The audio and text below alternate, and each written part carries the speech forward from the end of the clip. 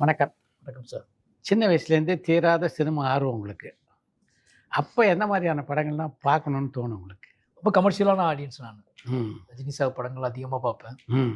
Action படங்கள் தான் அதிகமா பார்ப்பேன். அதான் போடுவாங்க ஊர்ல. அப்ப நீங்க நீங்க சூஸிங்லாம் கிடையாதுல்ல. கரெக்ட். ஊர்ல திரை கட்டி, இந்த திரை கட்டி படம் போடுவாங்கல்ல. அது மட்டும் தான் இருக்கும். அதில பார்க்குறது தான். அதுக்கப்புறம் ரஜினி சார் படங்கள், விஜய் சார் படங்கள், விஜயகாந்த் சார் படங்கள் அதிகமா பார்ப்பேன். முழுக்க முழுக்க ஹீரோயிசமான படங்கள் தான் அதிகமா பார்த்தது. அதில உச்சம்னா விஜய் சார்.